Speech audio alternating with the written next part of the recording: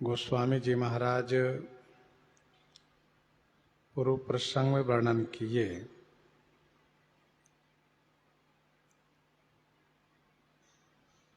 दक्ष जब प्रजापति के नायक बन जाता है अर्थात बहुत बड़ा अधिकार पद प्राप्त कर लेता है, तब भगवान शिव को अपमान करने के लिए भगवान शिव को देव समाज से बहिष्कार करने के लिए एक बहुत बड़ा यज्ञ का आयोजन कर देता है। यज्ञ स्थल है हरिद्वार कनखल क्षेत्र में।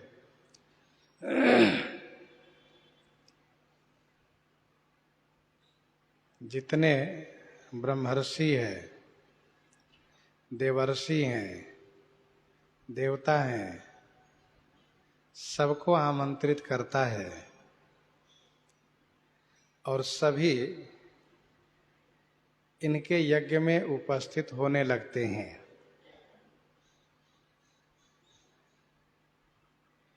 यह देवताओं का एक अपराध बना।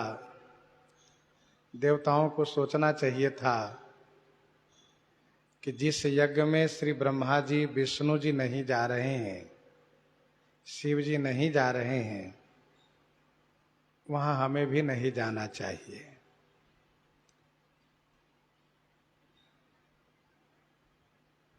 वैसे कुछ टीकाकार कहते हैं कि दक्ष ने त्रिदेव में से ब्रह्मा जी और विष्णु जी को भी निमंत्रित नहीं किया है, परंतु हमारे गुरु जी कहा करते थे कि ब्रह्मा जी और विष्णु जी को निमंत्रित दक्ष ने किया है, परंतु इन दोनों ने यह विचार करके जाना उचित नहीं समझा कि जो यज्ञ शिव जी के अपमान के लिए हो रहा है वहां अमंगल अवश्य होगा। उस यज्ञ में सम्मिलित होने का मतलब शिव जी को देव समाज से बहिष्कार करने में हम भी सहमत हैं। इसलिए विष्णु जी और ब्रह्मा जी नहीं गए।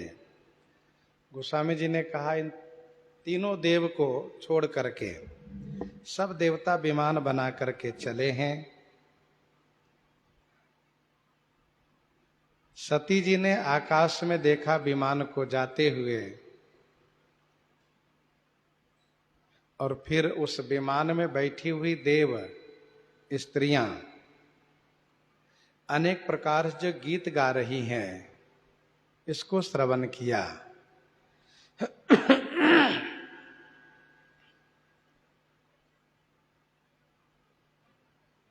सती बिलोके व्योम विमाना जात चले सुंदर विधि नाना।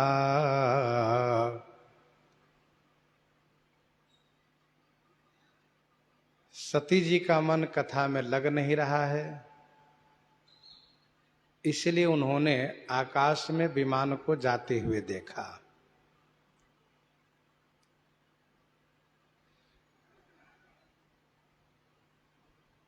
अनेक प्रकार के विमान है, मानो ऐसा लग रहा है कि सभी देवता लोग स्वर्ग से कहीं विशेष उत्सव में जा रहे हैं, ऐसा लग रहा है सती जी को, और यथार्थ भी यही है। मार्ग वही है जहां शिव जी कथा सुना रहे हैं, उसी के ऊपर से विमान उत्तर से दक्षिण की ओर जा रहा है। सुर सुंदरी करहि कल गाना, सुनत श्रवण छूटहि मुनि ध्याना। सुर सुंदरी करहि कल गाना, सुनत श्रवण छूटहि मुनि ध्याना। सुर सुंदरी माने देव स्त्रियां कल गाना कर रही, कल गाना माने सुंदर गायन कर रही हैं। सुनत श्रवण छूटहि मुनि ध्याना, उस गायन को श्रवण माने कानों से सुनने से मुनि का ध्यान छूट जा रहा है।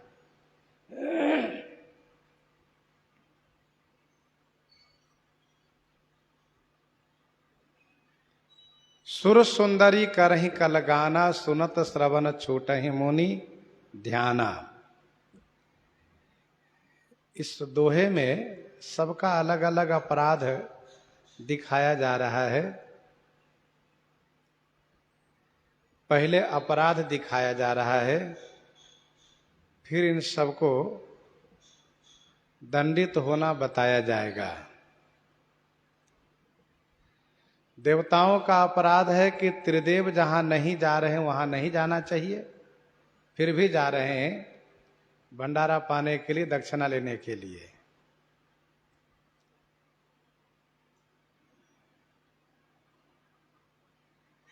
देव स्त्रियों का यह अपराध है कि मारे उमंग के, उत्साह के मारे बहुत खुश होकर के गीत गाती हुई चल रही हैं।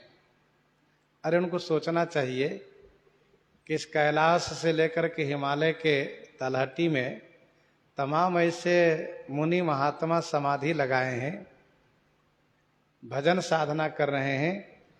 उनको भजन में विघ्न नहीं डालना चाहिए, लेकिन फिर भी वो गाती हुई चल रही हैं। यह इनका अपराध है। सुनत श्रवण छूटहि मुनि ध्याना। सती जी का क्या अपराध है? का इनका अपराध यह है कि इनको कथा सुनना चाहिए तो कथा न सुनकर के आकाश में विमान देख रही हैं।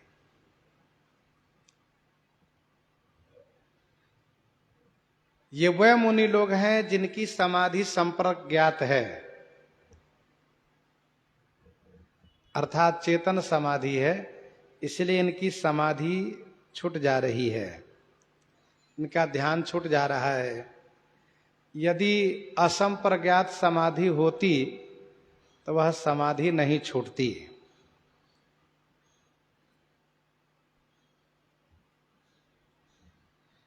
सुर सुंदरी करहि कल गाना, सुनत श्रवण छूटहि मुनि ध्याना।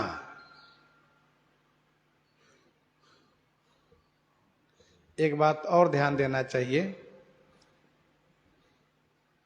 मुनि लोग जिनका ध्यान कर रहे होते हैं वह ध्यान यदि किसी के द्वारा छूटता हो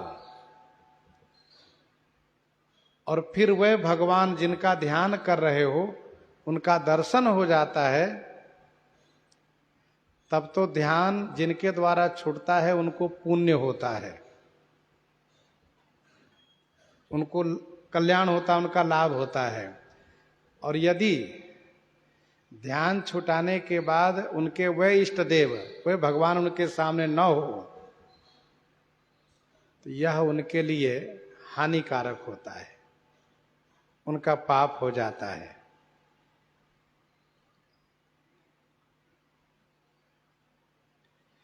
पंपा सरोवर पर भगवान श्री रामचंद्र जी पहुंचे तो कोयलों ने इतना अधिक कुहुक कुहुक करना शुरू किया कि मुनियों का ध्यान छूट गया। कुहु कुहु कोकिल धुनि करहि, सुनिरव सरस ध्यान मुनि टरहि। और दिन भी कोयल बोलते थे, लेकिन आज कुछ ज्यादा बोलने लगे। इतना बोलने लगे कि मुनि का ध्यान स्थिर नहीं रहा।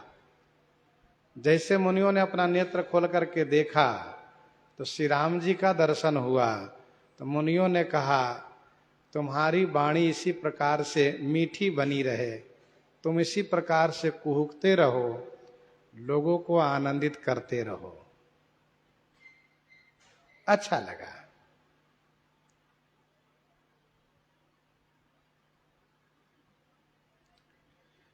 जनकपुर के प्रसंग में एक उदाहरण है। कलगान सुन मुनि ध्यान त्यागहि, काम कोकिल लाजहि। किशोरी जी के आगमन के संदर्भ में यह उदाहरण है, यह पंक्ति है। सखियां गीत गा रही हैं, जिनको सुन करके जो मुनि महात्मा ध्यान लगाए थे उनका ध्यान छूट गया। तो अच्छा हुआ, क्योंकि ध्यान छूटने पर श्री किशोरी जी का, श्री राघव का, श्री राम जी का दर्शन हुआ। लेकिन यहां पर जो हिमालय में, कैलाश में जो मुनि लोग ध्यान लगाए थे, उनका ध्यान भंग हुआ और मन चंचल हुआ। ध्यान भंग हुआ और मन चंचल हुआ, तो स्वाभाविक है मन चंचल हुआ तो मन को बुरा लगा, और मुनियों को बुरा लगा, इसलिए इन देवियों को आगे चल करके दंड मिला। तो सुर सुंदरी करहि कल गाना, सुनत श्रवण छूटहि मुनि ध्याना। पूछे तब शिव कहे बखानी, पूछे तब शिव कहे बखानी, पिता यज्ञ सुनी कछु हरसानी। पूछे तब शिव कहे बखानी। पूछे तब शिव कहे बखानी। जब पूछा है श्री सती जी ने, तब भगवान शिव ने बखान करके कहा, पिता यज्ञ सुन कछु हरसानी। पिताजी के यज्ञ सुन करके कुछ प्रसन्न हुई। पूछे तब शिव कहे बखानी। यदि नहीं पूछती तो भगवान शिव चर्चा नहीं करते।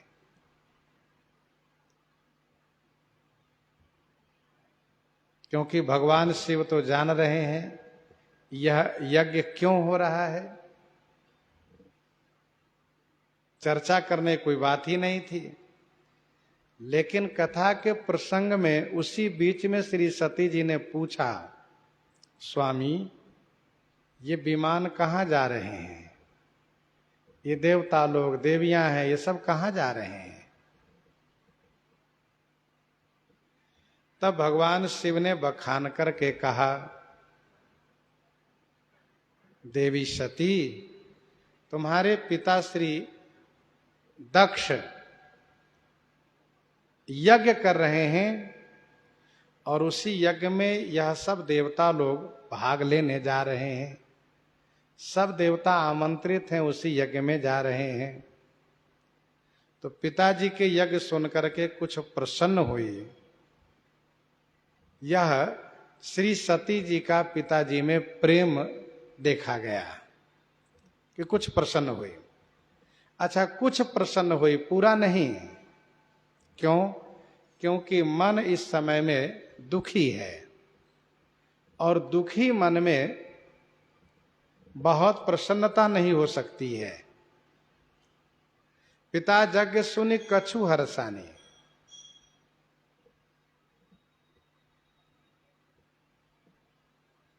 पिताजी के यज्ञ सुनकर के प्रसन्नता क्यों हुई? का इसलिए हुई कि इसी बहाने से मैं कुछ दिन वहां जाकर के रहूंगी।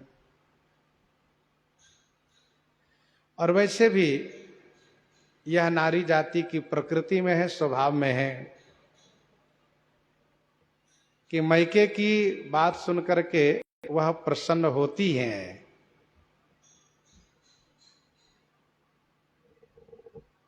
स्वाभाविक है, प्रसन्नता होनी भी चाहिए। लेकिन यहां पर श्री सती जी को पूरी प्रसन्नता नहीं हुई, कुछ परावा है। और तीसरा कारण यह है कि पति के विरोध में यज्ञ हो रहा है, पति देव के ही विरोध में यज्ञ हो रहा है, इसलिए कुछ प्रसन्नता हुई। पूरी प्रसन्नता का यहां कारण ठीक से बन नहीं पाया।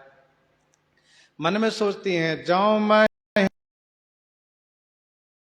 मोहियाय सुदेही कछु दिन जाई रहूं मिस ये ही जाऊं महेश मोही आय सु। रखते हुए प्रसंग प्रस्तुत कर रहे हैं। भागवत जी में श्री सती जी में उच्च श्रृंखलता पाई जाती है। मानस जी में श्री सती जी की मर्यादा देखी जा रही है, क्योंकि श्री सती जी पहले ही मन में सोचती हैं कि यदि महेश आज्ञा देंगे तो, नहीं देंगे तो मैं नहीं जा सकती। यह स्पष्ट है।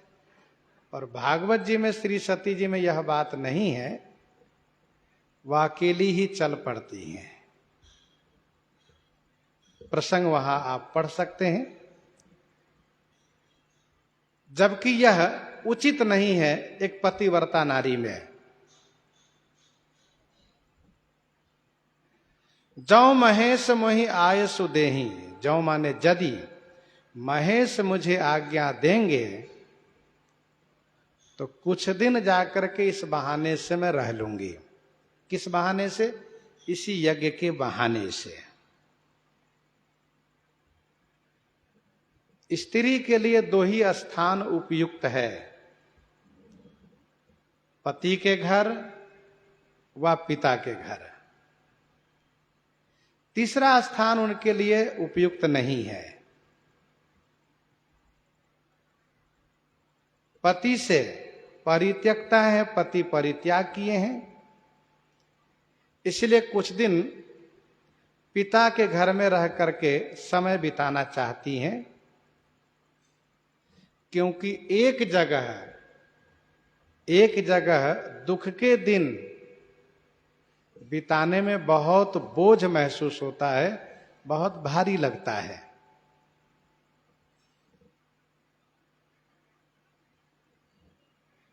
परंतु श्री सती जी पतिव्रता हैं। मानस जी के द्वारा एक सुंदर शिक्षा है। क्या शिक्षा है? माना कि पति से अनबन हो, खटपट हो, विरोध हो, फिर भी यदि वह नारी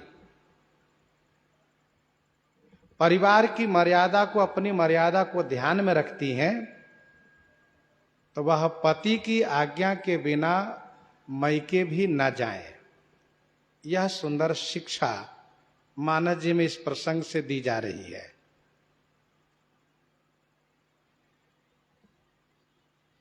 कछु दिन जाई रहो मिस यही, मिस माने बहाने, इसी बहाने से। कछु दिन माने कब तक? जब तक यज्ञ का कार्यक्रम चलेगा तब तक। अथवा कछु दिन माने कब तक? जब तक अन्य सभी बहनें रहेंगी तब तक। इसलिए कहा कछु दिन,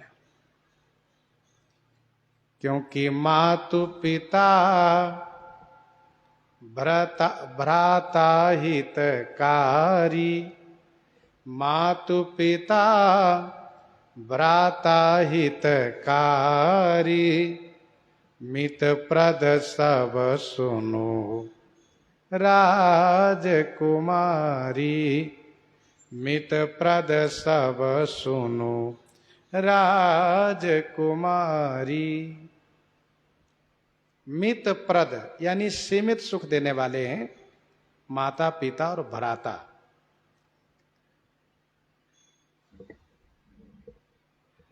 गोस्वामी जी कहते हैं श्री सती जी का मन मैके की ओर आकर्षित हो गया। इसीलिए वे सोच रही हैं कि मैं स्वामी से कैसे आज्ञा मांगू, कैसे कहूं, मुझे आज्ञा देंगे या नहीं देंगे, इस असमंजस में है। विचार करके कुछ कह नहीं पा रही हैं। पति परित्याग हृदय दुख भारी, कहई न निज अपराध विचारी।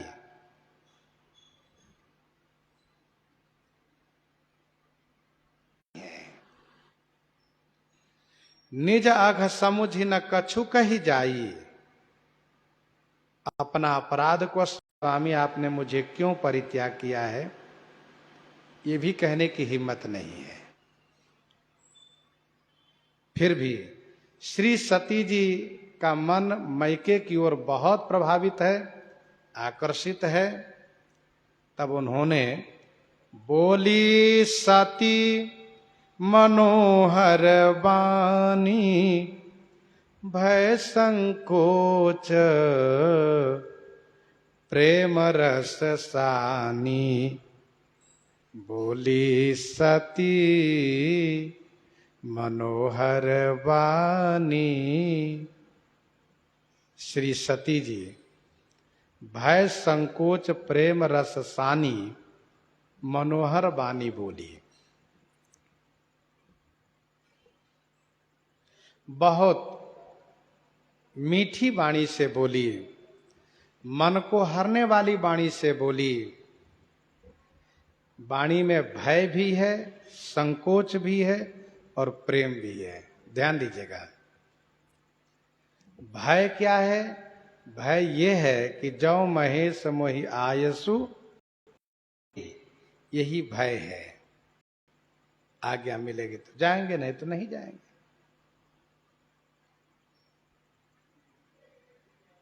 मतलब यह है कि अपने आप को पराधीन मान रही हैं श्री सती जी। संकोच, संकोच क्या है? अपने अपराध का। कहई न निज अपराध विचारी। प्रेम क्या है? कहा प्रेम है पिता जग सुनि कछु हर सानी। तो बहुत सुंदर वाणी में बोलती हैं, जो प्रभु आयसु होई, तो मैं जाऊं कृपायतन, सादर देखन सोई।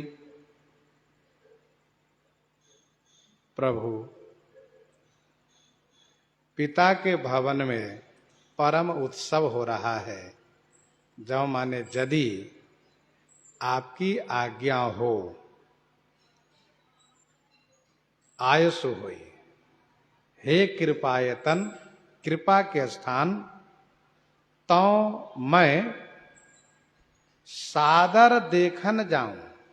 क्या बढ़िया बात है। श्री सती जी कह रही हैं, हे कृपा के स्थान,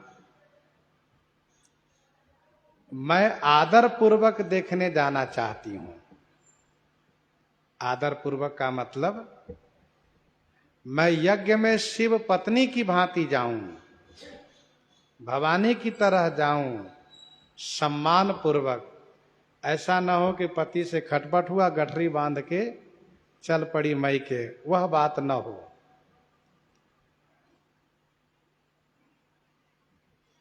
तो मैं जाऊं कृपायतन, सादर देखन सोई।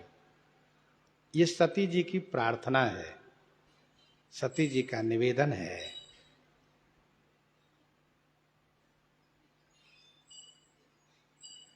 श्रीमद् भागवत जी में एक सती जी की बात है, बहुत महत्वपूर्ण।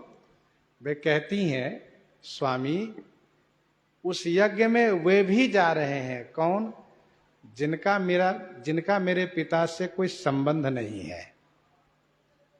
उस यज्ञ में वे लोग भी जा रहे हैं जिनका कि मेरे पिता से कोई संबंध नहीं है, और मैं उनकी बेटी हूं, तो मेरे मन में यज्ञ में जाने की इच्छा तो होगी ही। और आप कृपा के स्थान हैं, इसलिए आपसे प्रार्थना है कि आप यज्ञ देखने के लिए आज्ञा प्रदान करें।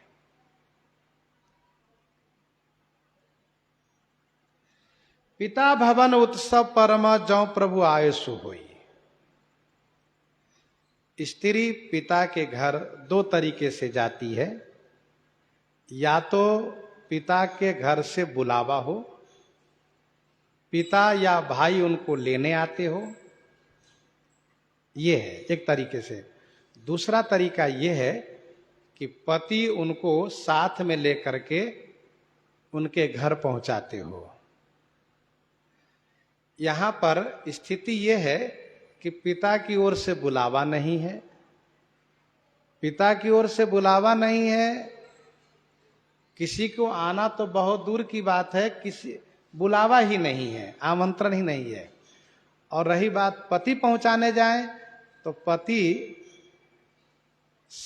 पति से पिता विरोध मानते हैं, पति से पिता विरोध मानते हैं, इसलिए पति वहां जाने के पक्ष में नहीं है। यहां दोनों में से कोई भी योग नहीं है सती जी को मैके जाने का।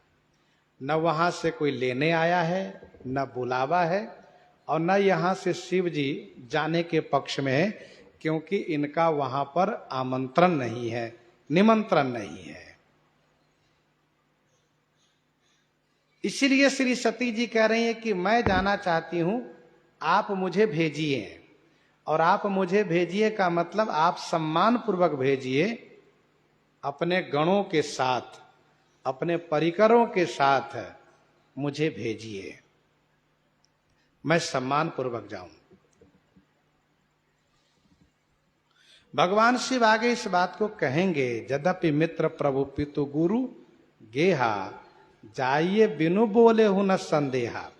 बिना बुलाने जाना चाहिए, बिना बुलाए भी जाना चाहिए, इसमें कोई संदेह नहीं है। फिर भेजने में क्या परेशानी है? कहा परेशानी यह है कि जिनके यहां यज्ञ हो रहा है वह हैं पिताजी, और यज्ञ इन्हीं के लिए, इन्हीं के विरोध में कर रहे हैं, इन्हीं को अपमान करने के लिए, इसलिए वहां भेजना उचित भगवान शिव को नहीं लग रहा है। भगवती श्री सती जी ने कहा कि तौ मैं जाऊं कृपायतन, हे कृपा के स्थान, आप मुझे आदर पूर्वक सम्मान पूर्वक भेजिए। हे कृपायतन, तौ मैं सादर सोई देखन जाऊं, आदर पूर्वक वह यज्ञ देखने के लिए जाऊं। भगवान शिव ने कहा, कहे उनीक मोरे मन भावा, यह अनुचित नहीं नेवत पठावा, कहे उनीक मोरे मन भावा, यह अनुचित नहीं नेवत पठावा। कहे हु नीक मोरे मन भावा, यह अनुचित नहीं नेवत पठावा। भगवान शिव ने कहा, देवी सती तुमने नीक कहा, नीक माने अच्छा कहा, मोरे मन भावा मेरे मन को भाया। भगवान शिव अनुमोदन किए, समर्थन किए, और फिर कहा यह अनुचित है, यह अनुचित है। क्या? नहीं नेवत पठावा, न्योता नहीं भेजा है ससुर जी ने। मतलब यह है कि जब उन्होंने सभी बेटियों को बुलाया है, आपको बुलाना चाहिए था। ठीक है, उनको लड़ाई झगड़ा दामाद से है, पर बेटी से तो प्रेम होना चाहिए, बेटी को तो बुलाना चाहिए। बेटी जाए या ना जाए उनकी इच्छा पर है, लेकिन बुलाना पिता का धर्म है। हाँ, यदि वे सभी बेटियों को नहीं बुलाए होते, बिना बुलाए बेटियां जाती तो आप भी जाती, कोई बात नहीं। लेकिन सबको बुलाया है, आपको नहीं बुलाया है। यह अनुचित, क्या अनुचित है? जाना, यह अनुचित, जाना अनुचित है। क्यों? क्योंकि नहीं नेवत पठावा, निमंत्रण नहीं भेजा है, नेवता नहीं दिया है।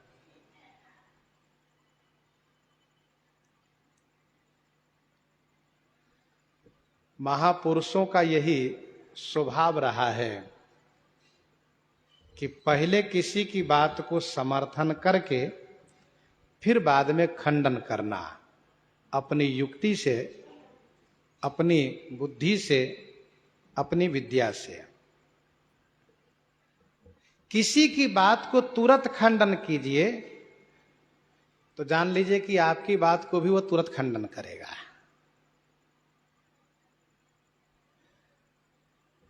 अथवा ये कहिए कि आप उनकी बात को खंडन किए हैं तो आपकी बात को वे मानेंगे नहीं। इसलिए नियम यह है कि पहले उनकी बात को अनुमोदन कीजिए, समर्थन कीजिए। भगवान श्री रामचंद्र जी ने लक्ष्मण जी से कहा, भैया लक्ष्मण घर में रहिए आप, क्योंकि घर में भैया भरत शत्रुघ्न नहीं है, पिताजी वृद्ध है और मेरा वियोग का शोक उनको है, आप घर में रहिए। यदि आप भी चले जाएंगे तो अयोध्या के सब लोग अनाथ हो जाएंगे। तो श्री लक्ष्मण जी कहते हैं, सरकार दीन मोहि सिख नीक गोसाई, आपने जो शिक्षा दी है अच्छी शिक्षा दी है, पर लाग आगम अपनी कदराई, ये मेरी कायरता है कि मुझे वह शिक्षा पालन करने में बड़ी अगमता महसूस हो रही है।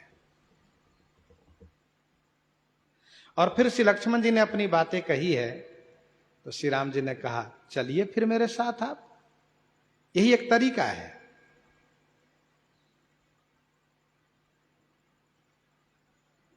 श्री लक्ष्मण जी श्री भरतलाल जी पर बहुत नाराज हो गए, इतना नाराज हुए कि मारने के लिए तैयार हो गए।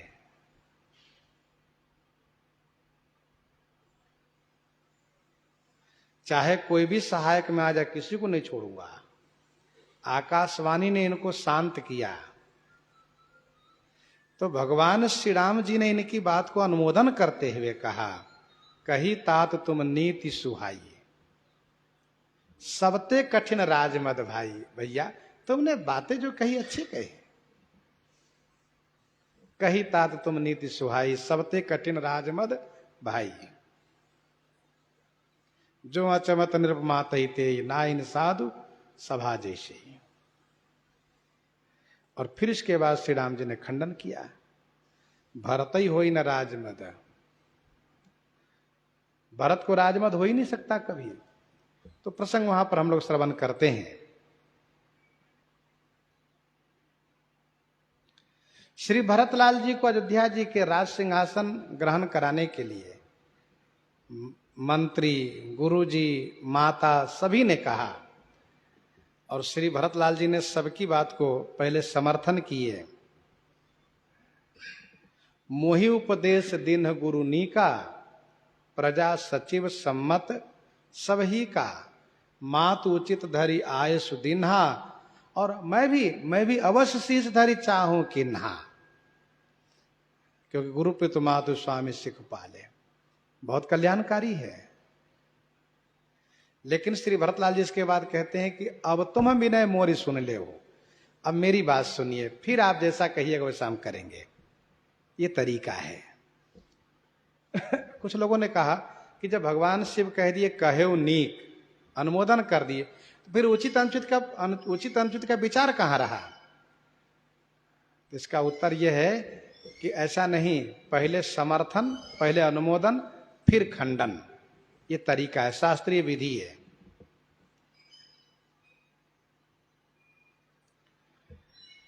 दक्ष सकल निज सुता बोलाई, हमरे बयर तुम्हु बिसराई। दक्ष सकल निज सुता बोलाई, हमरे बयर तुम्हु बिसराई। देवी सती, दक्ष ने अपनी सभी बेटियों को बुलाया है। दक्ष सकल निज सुता बुलाई, समस्त अपनी बेटियों को बुलाया है।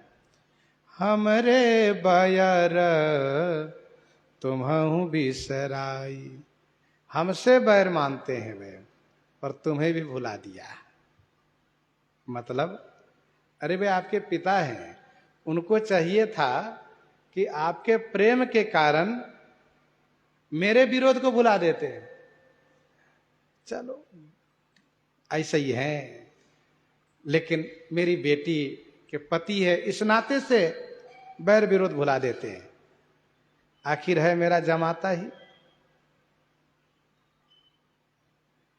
कुछ लोग ऐसे होते हैं, अपने दामाद से संतुष्ट नहीं रहते हैं, जब देखो तो बुराई ही करते रहते हैं।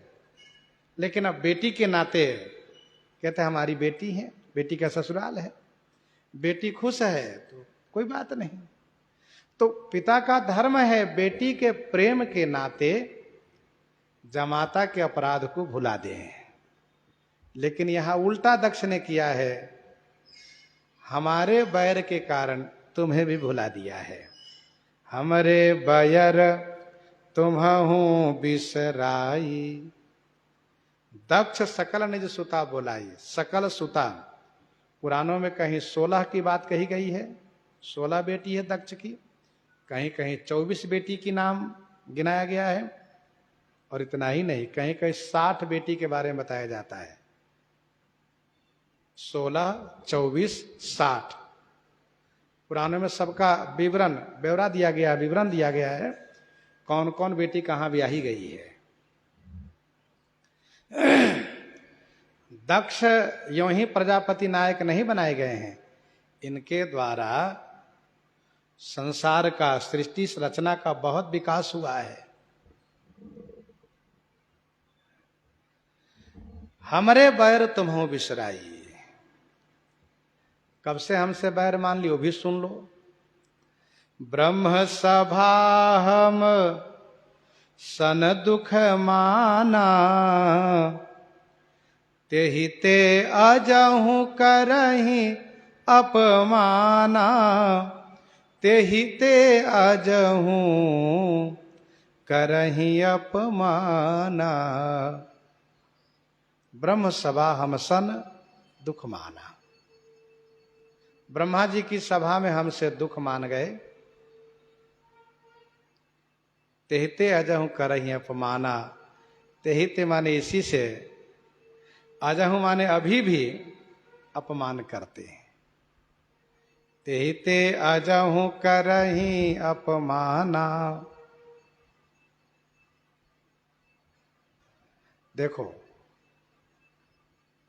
उत्तम पुरुष का कर्तव्य होता है, उत्तम पुरुष का पहचान होता है, लड़ाई झगड़ा हुआ, घंटे 2 घंटे के बाद फिर दोनों एक हो गए।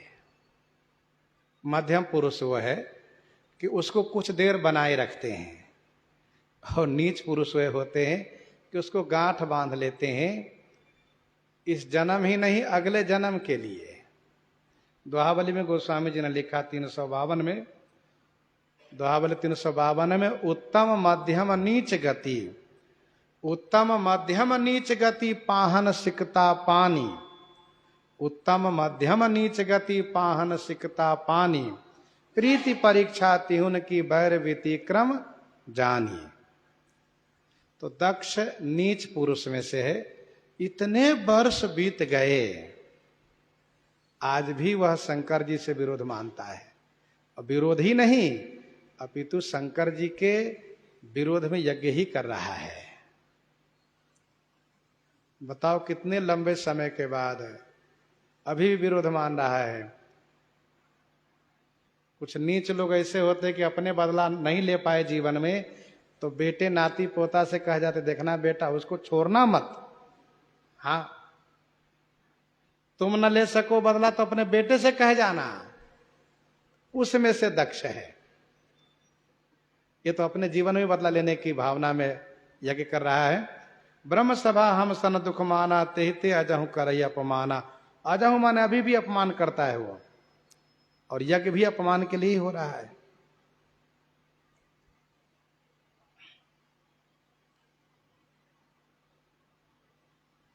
श्रीमद् भागवत जी में वर्णन है, विश्व स्रष्टाओं ने यज्ञ किया था। विश्व स्रष्टाओं ने यज्ञ किया था। उस यज्ञ में ब्रह्मा जी आदि सब उपस्थित थे। बाद में दक्ष आया है, तो इसके तेज को देख करके, इसके तेज से प्रभावित होकर के सब उठकर खड़े हो गए। केवल ब्रह्मा जी और शंकर जी खड़े नहीं हुए। ब्रह्मा जी और शंकर जी खड़े नहीं हुए, बाकी सब खड़े हो गए। तो दक्ष ने ब्रह्मा जी को प्रणाम किया है और ब्रह्मा जी द्वारा निर्देशित आसन पर बैठा है। इसके बाद उसकी दृष्टि पड़ी है भगवान शंकर पर। उसका नेत्र लाल हो गया गुस्सा के मारे, और फिर बड़ा है वो, रिश्ते में श्री शंकर जी के ससुर भी है। आंख लाल पीला करते हुए दुर्वचन कहना शुरू किया। बहुत कुछ बोला है जो मंच से कभी कहना सुनना उचित नहीं रहता है। देखो, पापी लोग, नीच लोग कोई बात कह दें तो उस बात को मंच से वक्ता को नहीं कहना चाहिए। तो दक्ष ने बहुत कुछ दुर्वचन कहा। इसके बाद खेद प्रकट किया कि मैंने ब्रह्मा जी के कहने पर इनको अपनी बेटी दिया, नहीं तो मैं इनको अपनी बेटी नहीं देता। इसके बाद दक्ष ने श्राप दिया, शंकर जी को श्राप दिया, जिस श्राप में मुख्य यही था कि आज के बाद इनको देव समाज में सम्मान नहीं मिलेगा, यज्ञ में भाग नहीं दिया जाएगा। लेकिन जो लोग और लोग जो यज्ञ करते थे शंकर जी को भाग देते थे। तो दक्ष ने श्राप दिया। अच्छा, फिर इसके बाद क्या हुआ? भागवत जी में वर्णन है, फिर नंदी महाराज नाराज हो गए। नंदी महाराज खड़े हो गए और नंदी महाराज ने बहुत कुछ कहा दक्ष को। तो देहाभिमानी है, नीच है, पापी है, दुष्ट है, विषयों में लिप्त हो, तुम्हारा जल्दी विनाश होगा और तुम्हें बहुत शीघ्र ही बकरे का सिर लगेगा, फिर मैं करोगे तुम। नंदी जी ने श्राप दक्ष को दिया। दक्ष ने दिया है शिव जी को, नंदी ने दक्ष को। यह देख करके भृगु जी नाराज हो गए और भृगु जी ने शिव जी और शिव गणों को श्राप दे दिए। पर धन्य है शंकर जी, क्या कुछ नहीं बोले। वाह, महादेव हैं आप। जो हुआ हुआ, उठ करके अपने गणों के साथ चल दिए। ये हैं श्री शंकर भगवान। श्री शंकर जी ने भागवत जी में कहा है कि मैं दक्ष जैसे नीच के अपराधों की दक्ष जैसे नीच के अपराधों की मैं चर्चा नहीं करता हूं, न मन में रखता हूं। मतलब भगवान शिव कहना ये चाहते हैं कि ऐसे लोगों के अपराध को, दुष्टता को मैं न मन में रखता हूं न चर्चा करता हूं। इसलिए शंकर जी कभी चर्चा नहीं किए ना।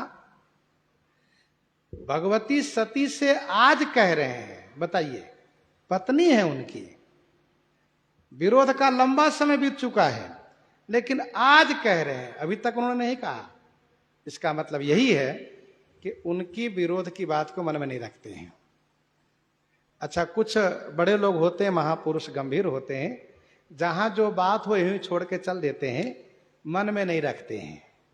कभी कोई चर्चा चली तो भले चर्चा चला दिए, नहीं तो कोई मतलब नहीं, जाने दो। भगवान शिव ने आज कहा,